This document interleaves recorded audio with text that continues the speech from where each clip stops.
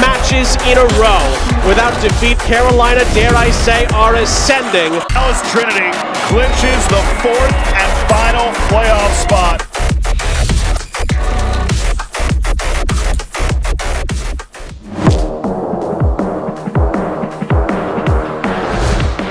Welcome back to the Gainbridge Super League Game Week, the playoff edition. We're your co-hosts, Brooke, Kirchhofer, and Jade, Barkett. We have the final four: Lexington, Sporting Jacks, Carolina, and it's Dallas who rounds us out. It's insane that we are here. I cannot believe we're in the final 2 weeks. And what an exciting last week of regular season play was. It came down to the final weekend like we knew it was going to, and Dallas sneaks in for that last team in the playoff push. Always the drama on decision day. So much fun in this league. We've got a ton coming up in this show. Keys to the game for the playoffs. We've got our season reviews. We're going to talk about player awards coming up. But man, just what an exciting year two in the Gainbridge Super League. And as we mentioned, came down to the wire once again with Spokane and Dallas. Dallas edging out Spokane for the second year in a row and in a commanding win over Fort Lauderdale 4-0. Sealy Strawn, age is just a number, right? Oh, 100%. Yeah, she scores a brace. Not only that, she was singing the national anthem before the game. 16 years old. A beautiful voice, amazing performance on the pitch. She can do it all. They had two other goal scorers, in Allie Thornton and Bethany Boss. And when you're in a situation where you have to win for your life, basically, in the playoff push, they rose to the occasion and played fantastic to beat Fort Lauderdale. And Dallas really seems like they thrive under pressure. Peaking at the right time is definitely how you want to be heading into the playoffs. And for Dallas, you mentioned Allie Thornton and Bethany Boss, 5 different goal scorers for Dallas in their final 2 matches of the regular season. We were talking with Nathan Thackeray a couple weeks ago, and he was telling us how he was calling on a Jasmine Hamid and Allie Thornton and Bethany Boss. But then we also saw a Samar Guidry and Cameron Lancaster as well coming out of nowhere in that game before the regular season finale to really put them in the position they're in right now.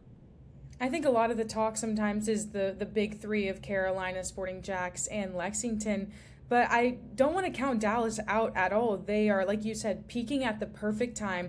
They have to make this push, and when you have goal scorers from all sides of the field, all opportunities, they're scoring in different ways, that is how you are going to beat teams when it comes down to that playoff push. Absolutely. And speaking of decision day, Lexington, the Players' Shield winners. Unbelievable the season that they have had. Listening to Kosuke Kimura all season long, just about being consistent, that they always believed, look, take it one day at a time. Doesn't matter how we finished last year. They felt really all season long that they had the ability to be able to hoist that Players' Shield. And they just kept working to the final whistle. You can see in the celebrations that they had posted online how much the Players' Shield meant to them. It's the first trophy in club history. Yeah. And for this Lexington side, you could see all of the work they've done all year to get to this point, and well-deserved for them to get that Players' Shield in 2025-26. Whew, no sweat off their back. 89th minute PK that I think if we were all watching, we were scratching our head a little bit. But hey, call was made, and Addie McCain sends it home and is able to get them that 1-0 win over Tampa Bay, the champs from last year, who we unfortunately will not see in the playoffs. And then on the other side, Carolina had to play Jacks at home in Memorial Legion Field, and what a game that was. It was a 3-0 defeat, 3 different goal scorers for Carolina. We talked about that with Dallas, how they had a multitude of different goal scorers as well. And that's going to be a rematch here in the semifinal, and we'll talk about that a little bit later. It's hard to beat a team twice, but Carolina with a distinctive win against Sporting Jacks in a moment where you're looking at 2 powerhouses, and maybe a little bit, or it will be, a preview of what the playoffs are going to look like. Yeah, you almost wonder, it's one of those situations like a wounded lion type mentality for Sporting Jacks after the way they finished out the regular season. But let's not go any further before we talk about some of these postseason awards. We still have some on the way. I'll let you get to that, Jade. But Lexington's Kat Berry left no doubt for the Golden Boot. 16 goals, most goals in a single season. plus 4 assists, which makes her the first player to 20 goal contributions. It really is a no-brainer for her to be the Golden Boot. And when you have all we've talked about Lexington all season, how they have so many different weapons, a ton of different goal scorers, but someone as consistent as Kat Berry on your team, it's a little bit of a security blanket. Yeah. But without a doubt, Golden Boot, a winner is Kat Berry. Congratulations to her. Congratulations. It's so funny how unassuming she is too. Just watching that regular season finale, she knew the camera was on her and she's like trying to duck and dive from it. And I'm like, girl, take in this moment. Yes. You have earned it. But reason for Lexington's dominance, also in the net. Kat Asman, the Gainbridge Golden Glove winner. Congratulations to her as well. She has just steadied that back line and just been that commanding presence and voice when they're building out of the back, which it's definitely one of their trademarks this season is their in possession ability. 100%, and that starts from the back. And she commands not only her back line, but everybody in front of her commands her box. She's played every minute of the regular season, so to have that type of consistency in that as well. 11 clean sheets, less than 1 goal against average, 0.86, and that's a rock in the back. That is also a secret weapon and maybe a little bit of security blanket, but you have your Kat Berry up top and your Kat Asman in the back. You're stacked on both sides, and whatever happens in the middle is what's made them so successful, and it's because of the help of those two they've had. Helps too that Kat Asman consistently was in net for them. She was one of 4 Iron women who we will get to a little bit later who played every minute of the season. I think that can't go unnoticed is when you can keep your goalie healthy. We've seen throughout this year injuries were an issue in net for a lot of teams, and even with coaching changes, wanting to add a different flair, we saw after the break a lot of goalkeepers get signed and be added to different rosters. So I think just having that presence speaks a lot for Lexington. Sporting Club Jacksonville, if you would have just combined all 3 of their top scorers, I mean, it would have been no question they ran away with the Golden Boot winner, but instead they just had such a stacked scoring performance this year. So it's Ashlyn Puerta who gets the Golden Playmaker winner. They, of course, Sporting Jacks, you knew was going to get some postseason love, but when you have 3 goal scorers in double digits, a little tough to to climb that Golden Boot race. And Ashlyn Puerta has been so consistent all season. We talked about Kat Berry and her ability to produce goals. Ashlyn Puerta, in her first season here in the Gainbridge Super League and in Sporting Jacks' first year as a team, she really took over in the beginning of the season. In total, she had 12 goals and 7 assists, and she's a youngster. She's very young, and she's taken over, and the way that she can create on the flank in the central part of the field and distribute to her teammates, she's very unselfish, but she has the IQ to take the shot or create space for herself to create an opportunity on goal that you see in players that are veterans in the game, and she has such a youthful spirit about her that she really is creative and just looks like she's playing very free on the pitch, always has a smile on her face, and when it's not, she's determined, probably going to get the ball back. But when you're seeing a player who just has so much joy playing on the field and loves to get her teammates involved, you can't go wrong with that at all.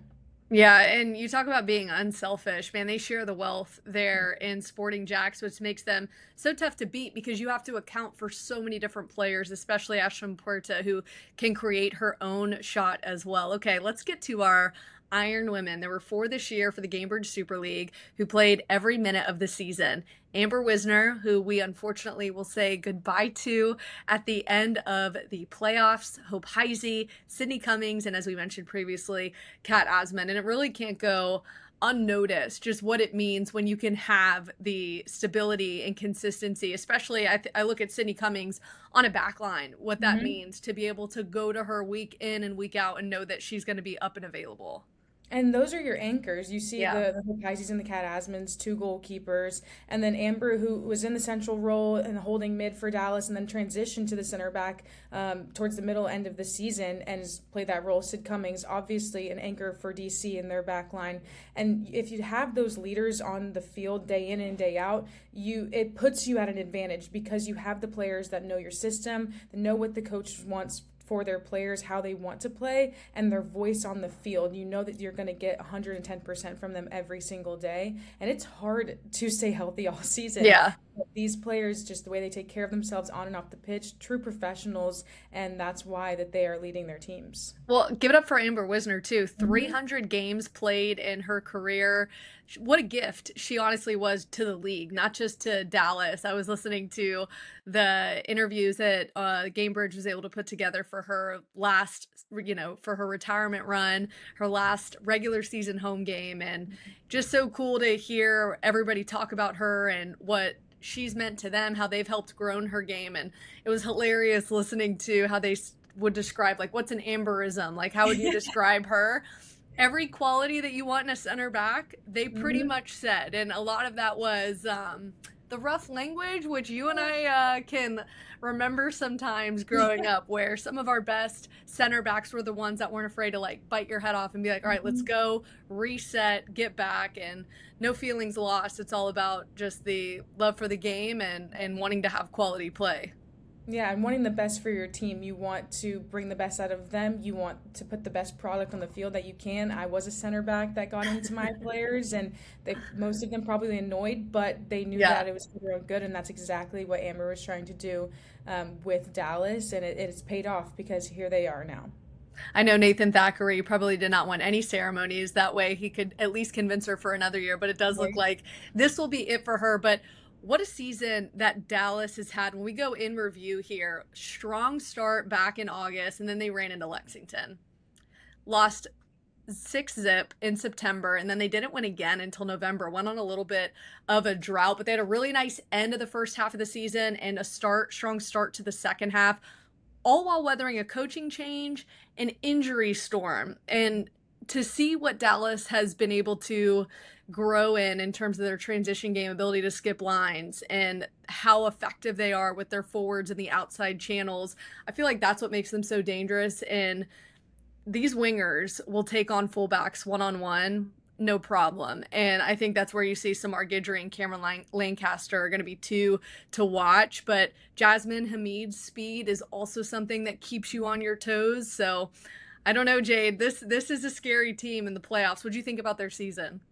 I think it's been a roller coaster for them, and it can be hard for teams to rally around just the ups and downs of a season, but we've said this during the show already that they're peaking at the right time. And when you go through that coaching change, I remember when Nathan Thackeray came into in the spring part of the season, and he really wanted to switch up how they were playing. They wanted to, try different game model language and really just make Dallas into more of how he wanted to play. And I remember in the beginning, he was saying, if I just heard game model language that I wanted on the pitch, I was okay with it. That was a successful game. Even if we win, lose, or draw, if we were just taking steps to get better in how we were trying to train on the field, then it was success. And to see where they are at now, here in this final 2 weeks of the season, the semifinal week, it's incredible. And these players have truly bought in, and they've added depth, players with experience, and they've had to grind back in a lot of their games and truly just continue each and every day to take in what they can. The connection between the players it looks like it's been a lot better from the beginning part of the season, how they're just meshing and growing together. And when you have that common goal to make it into the playoffs, check off number one, and then try to continue to win. I mean, Dallas is honestly the team to beat, in my opinion, because they're riding this incredible wave. Yeah, and they were one of several teams we talked about coaching changes, but also changes in net. Like, sometimes that just doesn't work in terms of chemistry and your build out of the back. But Tyler McCamey from Kansas City Current coming in January seemed to be a slam dunk. All right, we're going to take a short break. When we come back, we will have Carolina, Sporting Jacks, and Lexington season in review right after this.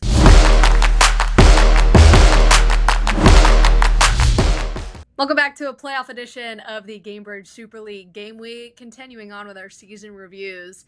No better resurgence after the break than the Carolina Ascent. Philip Poole and the Ascent really never changed their style or approach, and the tide just eventually turned, resulting in wins. Of course, the additions of a Tyler Lucy, Shea Groom, Lily Nabet, Ava Cook help you a little bit offensively. But I feel like, Jade, they already had the pieces in place with Mackenzie George, Mia Corbin, Riley Baisden, Maddie Mercado, Sydney Studer, Audrey Coleman. I mean, the list goes on. And then, of course, finding a new keeper this season from Brooklyn and Sydney Martinez. But when you look at what they did defensively, I know we'll get to the offensive side in just a moment.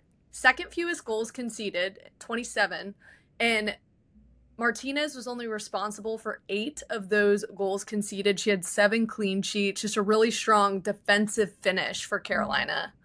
And you mentioned it, they haven't really changed much. And I think that's something that Philip Poole has really instilled into his team of this is the style, this is the culture we're going to have. We're going to keep the ball, but we are going to be hard-nosed defenders. We are going to be hard to break down. We're going to play together, possession style, and then when you're in the box, be creative, have fun, be free. And I think this is the Carolina Ascent team that, we saw last year, but in different form in terms of they're the 11 unbeaten streak right now. And so you talk about a hot team coming into the playoffs, they're on fire.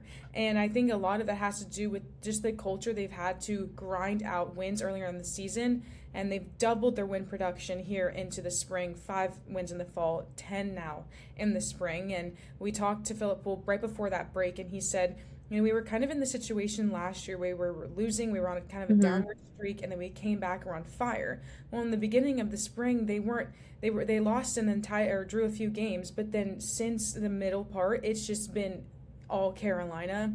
And you have players that returned from last year in Jill Aguilera, number 1, and then you have Corbin and Mackenzie George who know the style and the culture.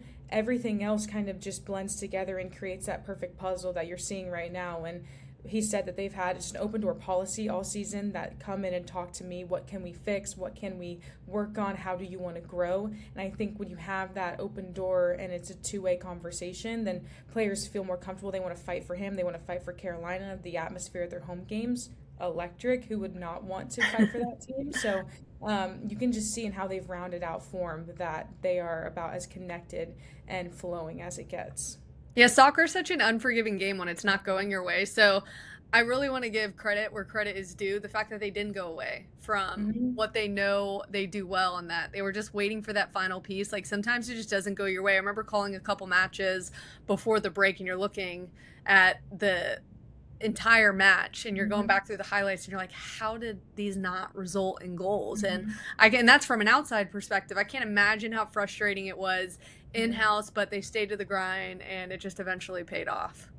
And you can tell that they've worked on those things and finishing out games and just putting things away, and their mentality to just never quit. And I think that's what's helped them so much throughout this season. And like you said, in the fall, you're looking at stats and you're looking at just objectively how the two teams played against each other, and they have opportunities, they had the possession, but just couldn't find the results. And it can be very, very frustrating, as we both know as a player, but for them to be at this point now where they're 11 unbeaten and they're relatively the same team that they've had all year. Yeah, that has to be a mentality piece, and just continuing to commit to the work. Yeah, Philip Poole's happy he doesn't have to say final action anymore in press conferences. No problem there. Okay, getting to one of the more consistent teams, Sporting Jacks. Most wins in the league this year, 16 wins, most goals scored with 54. Their only losses were DC Power, Dallas, Lexington, Spokane, and Carolina. And that loss to Carolina really rounded out the regular season. 3-1 loss. They get another shot in the playoffs, at least at home, after falling on the road to Carolina. But as we've talked about, they've got that 3-man wrecking crew in the attack with Bailey DeSmit, Ashlyn Puerta, Paige Kenton, all with double-digit goals. Caitlin Parks was 1 clean sheet behind the Golden Glove winner in Kat Asman. I mean, and you look at the Golden Boot, Golden Glove, they're right there, neck and neck with Lexington. I think just as we continue to talk with the coaching staff with Sporting Jacks, really the focus at the end of the season was to be more defensively sound. They didn't necessarily get that in their last regular season finale game against Carolina, falling 3-1. But they feel like they gave up too many goals, but they at least get another crack at it in the postseason. And this time it'll be at home, so they have the opportunity to use the home field advantage for that, and maybe that helps them. But Sporting Jacks was the only expansion team in the league this year, and they've stepped onto the scene, started strong, and have just maintained that all year. 7 wins in the fall, 9 now in the spring. They're such a young team. I remember Stacey Balaam just telling us that they are full of life. They are characters on and off the pitch, and she really just wanted to foster the environment that allows them to be themselves, allows them to be creative, have fun, be funny, but know when business is ready to take care of. And she says that they are one of the most coachable teams she's ever worked with, and that's because of the players that they have on their team. You talk about the three-headed monster, but then you work all the way back to, a Georgia Brown. Caitlin Parks has been so consistent. You have Sophie Jones in the central part of the field, who is really a quarterback for them, but goes unspoken. Meg Hughes. There's so many people you could talk about with Sporting Jacks, but they've always been consistent this season. And I think they might be the most expressive team in the league in terms of how they play or just their personalities. You see it on their faces and their body language and then how they play as well. But they have so many weapons that it makes them so hard to break down. And I think that is something that Stacey Balaam, yes, has poured into them, but I also think that's them as players, and the way that they play together, I think, is what helps them be so successful. And you mentioned, too, I think the middle of the pitch goes unspoken a bit for Sporting Jacks sometimes because you have so much production on that front line, but they like to play up the spine of the pitch. They are not going to go away from what they have had success in, and I think that's where you get that consistency piece is they'll hand you the keys to the game. They're going to hand you, look, this is how we're going to beat you, and then they will. Mm-hmm. And I think just to have that confidence is just different in this league. Yeah, and I think that might help because they're young, the youthful spirit of, we know that y'all know how we play, but that doesn't matter because we're going to find ways to put the ball away in the system that we play. They don't really change much, but I just think they're such a joy to watch because they are all semi-young, but they want to learn and grow, and that's something that Coach Balaam has told us all season. That's something you see when you watch them play, that they are very creative on the pitch. They're going to find different ways to attack you, and they're solid at each third of the field. Okay, we talked about the most consistent team. How about the most efficient team? And that no doubtably is the top team in the league, the winners of the Players' Shield, Lexington, who will host the 1 seed in the playoffs, arguably the most efficient team in possession in the league this year. They're incredibly tough to take the ball away from them, and when they do, their positioning is just so well executed and timed that they really put themselves back in a position to win the ball back pretty quickly. And it's that Kosuke Kimura, we've heard it in interviews over and over and over, close, tight connection. That's what he preaches in training sessions week in and week out. Helps when you have not just the Golden Boot winner, but also the Golden Glove winner. But their roster construction, elite, and they feel like they can win it all, playing with a ton of confidence. It also helps too that they're healthy, and when you've got your full strength of a team in terms of health heading into the season, you're dangerous no matter what. Yeah, and look at their year last year to where they are now. Worst to best. It started from the bottom, now we're here. Type of vibe for Lexington. And they've also went through a coaching change in the middle of this season with Matt Hemme, and Kosuke Kimura was their assistant coach, so there really wasn't a lot of change there, a lot of continuity, which helps so much as a player, having a coach that knows you already right there. And then you talk about them last season not doing well, ending at the bottom of the table, Players' Shield winners, and they truly invested in their roster coming into this year, and they wanted to create an environment and a team that was competitive, that was going to be a force to be reckoned with, and they're doing that. And they're, like you said, efficiency is the name of their game. Connection is the name of their game. We talked to Alyssa Bourgeois and Tati Fung. Every single player knows their role. Yeah. When they in the field, they know plan A, B, C, and D. They know where they need to be for each other to repress or double or whatever it is on the defensive side. But then on the offensive side, again, kind of like Sporting Jacks, they're very free. They're creative. They're overlapping. They're underlapping. They're 1- and 2-touch passing to get the ball in the box. And then, from just the midfield line to the defensive line, so hard to break down. And you talk about their efficiency, 28 goals scored in the fall. That's more than all goals scored against them all season. Crazy. And so on the defensive end, they're going to lock down D, but then on the offensive end, they're going to push their team forward. They're going to try and make as many goals as possible so they can take the pressure off them. They continue to draw forward, and they've pretty much maintained the same into this spring. They lost Amina Ekic, but that hasn't mattered. You really don't see a drop-off in how they play. She was injured a little bit before she left, but really you never saw a drop-off in Lexington, and they're truly looking to just continue this standard at Lexington. I think building the standard in season as well. This wasn't just here, we're going to patch it together in the offseason and go. The fact that they continued to recruit and continue to look at players after that break, they added even more depth. And so just continuing to add to what they do. But they're the team, especially from the Alyssa and Tati interview that you and I did, they grind it out and have, it sounds like, sometimes miserable training sessions, but then can play free and fun on match day. And that's, I think, the biggest difference is, can you get to a point to where you're playing free and at your best and having fun? They're breakdancing after wins. You mentioned Matt Hemme, who was the former head coach. He was in all of the videos and pictures of when they were presented the Players Shield. It's just such a tight-knit group that just continues to move forward with confidence, and I'm excited to see them live in the postseason. Oh, it's going to be so fun. I'm so excited for you to get to be on the ground there and see them. But you can tell how much they care and love about each other as soccer players and as people too. And you saw the celebrations when they won the Players Shield. Obviously the breakdancing, yes, but you also just saw how much it meant to them. The smiles, the joy, the laughs, you know, the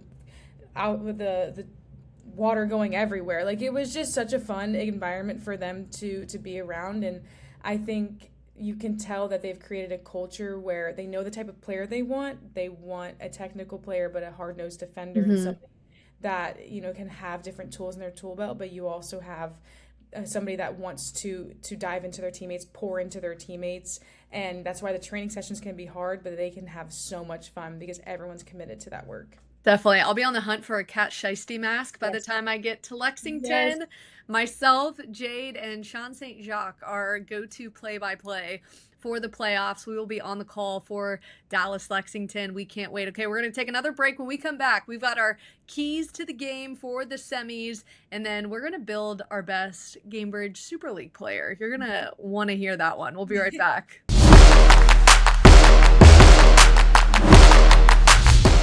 Welcome back to Game Week, countdown to the playoffs, and we've got your keys to the game, things to be on the lookout for. We're going to start with Dallas at Lexington, which is the broadcast that you're going to hear me and Jade and Sean St. Jacques on.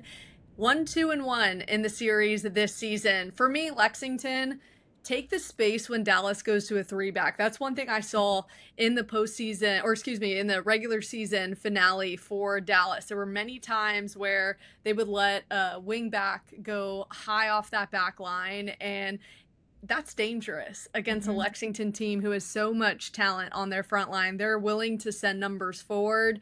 I think Dallas needs to make sure that they are keeping an eye on that. And then for Dallas, capitalize on transition moments. They are just lights out when they are able to catch you on your heels. As I mentioned in the first block, their 1v1 ability in those outside channels is unmatched. What about you, Jade? For Lexington, I think they just need to finish first and continue to stack those goals. I don't think Dallas is going to go to a 3-back in this game unless it's, 0-0 down to the wire, because they don't want to get attacked by that Lexington just fierce attack. And that's something that they could be vulnerable to if they go to that 3-back. But Lexington, with all of the ability that they have to score from the different players on the field, can they just finish first, continue to stack those goals like they've done all season? And then for Dallas, maintain. Number one, the ball possession. Can you keep the ball away from Lexington? The more you have it, the more you spread them out, the more that you can attack anywhere on the field. Can you maintain a repress tempo? Can you continue to push Lexington back into their own half when you lose the ball in their attacking half? Can you continue to swarm around the ball when you lose it on any part of the pitch? Just maintaining that tempo. And then the last, maintain formation. Can you keep that expansive shape when you have the ball, not allowing Lexington to pin you to one side defensively? Continue to maintain that possession quickly around the field. And then when you're defensively formation, can you be compact, keep yourselves all together in line so that Lexington doesn't exploit you through or around. Yeah, just from what you and I said, mistake-free soccer is what it's going to have to look like, because both of these teams do a really good job of making you pay when you make a mistake, and that can be in transition, that can be out of shape, whatever it may be. Meanwhile, Jacksonville and Carolina going head-to-head in our other playoff match. Jacksonville is 2-1-1 against Carolina this season. Jade, what are your keys to the game?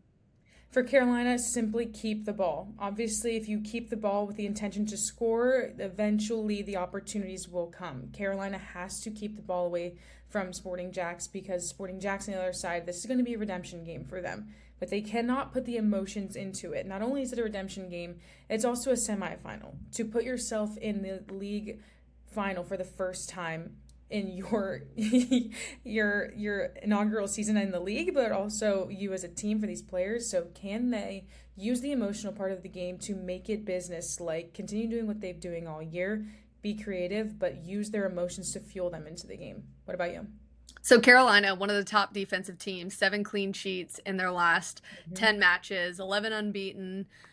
For Carolina, wear Jacksonville down with their organization. I think that's going to be key. And then for Sporting Jacks, be unpredictable. So many goal scorers and can score from just different parts of the pitch. They have a lot of foxes in the box for Sporting Jacks, as we have seen this season. And so that's really one that I think either way, like this one could get out of hand for Jacksonville or Carolina in a hurry. So very interested to see how this one is. Of course, there's no love lost in this one. This is going to be an emotional match for sure. I'm excited about this next segment. You and I have been talking about this for a while, wanting to implement this with some of the players. Maybe we'll do that next season or coming up, but we're going to build our best Gainbridge Super League player. We're going speed, on-ball ability, finishing ability, vision IQ, aerial presence, and then of course hands for the goalkeeper. Who you got?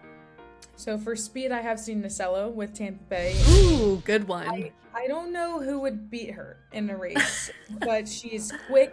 She can sprint fast. She can maintain. I mean, I've seen her from one end to the other end track down players. So she's definitely my speedster. Who do you have? I have Jasmine Hamid, who is also incredibly speedy. I don't know. Nasello, actually, if we're just going based on like a 50-yard dash, I could see Nasello maybe edging out Hamid, but Jasmine Hamid's ability and speed on the ball as well is just insane. Okay, getting to our on-ball ability, Ashlyn Puerta, Sporting Jacks. I mean, come on. Ability speaks for itself. Her ability to create, not just for herself, but for her teammates, unselfish, with the ball at her feet. Yeah, and that's why she is the playmaker, the golden playmaker, because of how she can make for her team. I have Sophie Braun from Spokane. Ooh. She has been consistent in the way that she receives the ball and then distributes. I think her vision is incredible. I think her ability to get out of tight situations is fantastic as well. And I think she coming off the bench, but she's effective every time that she's on the field. Okay, finishing is next, and I feel like I have someone that people might not expect with how the season went, but when she is healthy, what I have seen, the acrobatics, we're talking about finishing, so like it might not look the prettiest at times, but just the ability to find the back of the net, look no further than Allie Cook from Spokane. I'm thinking about the beginning of the season, in stride, somehow beats the defender and finds the back of the net. I mean, what she can do just in that phase of the game, in that final third, what she unlocks and turns on, she just is a true 9 in this league. She is. I think we have so many good finishers. Yeah. And it was hard for It's me hard. There's so many good finishers. Mine is Mackenzie Weinert from Lex. I mean, the way that she needs a centimeter. She needs the smallest window that the ball can fit through to put up the ball in the back of the net. The ability to cut inside, shoot 2-3 touches, fake one way, go the other. I mean, the ball of her foot is a rocket, and the way that she places it, even if it's not a rocket, just the placement of it is tremendous. And I think she has really stepped into her own in this second phase of the season for sure. All right, let's show some love to the midfielders with our vision and IQ. Another one that I don't think some people might think of, Sam Kroger. When she was healthy for Brooklyn, the way that she could create for her front line was just so impressive to watch. And a little bit smaller, but small but mighty in the midfield, like doesn't let her size affect her at all. Just dances on the ball, can create something out of nothing. Just really loved what I saw from her when she was available for Brooklyn this season. That is such a good player because she was so instrumental in just passing the ball forward or creating or knowing when to come back. But I chose Sophie Jones from Sporting Jacks. I feel like she does not get enough attention or accolades, or she's not talked about enough. She was so good in college at Duke and quarterbacking in that 6 role. She would come up higher as well. But at Sporting Jacks, she is the captain there. She's a leader. She is a quarterback in their midfield as well. Talking when she doesn't have the ball. Does have the ball, no look passes. You don't think she's going to pass something somewhere. Her ability just to calm down the game as well and really dictate the energy and how fast or slow they go is something that I feel like has helped Sporting Jack so much in their temperature on the pitch, and she definitely gets my vision and IQ. All right, I feel like this was a no-brainer for aerial presence, but I'll let you go first. Okay, Sid Cummings is my aerial presence. Yes. Here. Not only is she center back, so she's going to die to try to get the ball away from the forward in the air, defending corner, set pieces, whatever the case may be. But she's also a presence in the box on the attacking side. Corner kicks, set pieces on the other end. She's going to fly through the air to try to score, and she's done that this season. Who you got? All right, take everything you just said and just change the last name, Sydney Studer for Carolina, because same thing. Anytime coming off the back line for corner kicks, free kicks, anything, you know exactly who it's going to. She is clinical in the air, just the finishing ability. She has a nose for the goal, just so impressive in the air, and just that killer mentality that you want on those set pieces. And then hands, I'm gonna go Hope Heisey from Spokane. There's nothing she can't do in terms of ability from a goalkeeper's perspective. Quality in her own net. I'm bummed we don't get to see her in the playoffs, but certainly want to give her the nod with our hands on our Super League player. I'm going to go with our Golden Glove winner, Asman. We talked about her accolades before, but her presence when you're watching her, so I can't imagine what it's like playing with her, against her, or just on the same pitch with her, but her presence in net, I feel like, is commanding. She keeps up with it. You can tell she's always locked in. She does not take a moment off, and you can't as a goalkeeper really, but the way she communicates with her team as well. I mean, the saves are unstoppable, but the way that she can communicate and fire up her team as well, you can tell that she wants the best for them, and she is my hands winner.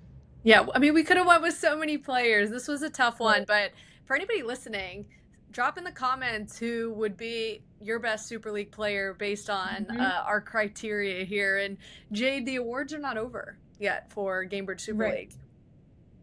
No, they are not. So we have the Player Shield, the Golden Boot, Golden Glove, Golden Playmaker, and then Iron Women, who we talked about earlier. But all of the other awards, the Gainbridge Super League Player of the Year, the Young Player of the Year, Coach, Defender, Goalkeeper of the Year, and the Gainbridge Super League All-League teams will all be announced later this month. So we have more awards to come. Also comment below who you think should win those awards. We've already had 5 come out, so we have a ton more to go. And those will be decided on soon, so make sure that give us your opinion. We want to know. Trying to build a player is hard. I can't imagine trying to pick one person for all of these awards. I know. And be sure to keep an eye this weekend. Join us on Peacock for the Dallas and Lexington match. And, of course, Carolina at Sporting Jacks. We can't wait. Well, for Jade Barkett, I'm Brooke Kirchhofer. Thanks for joining us on another Gainbridge Super League Game Week. We'll see you guys next week.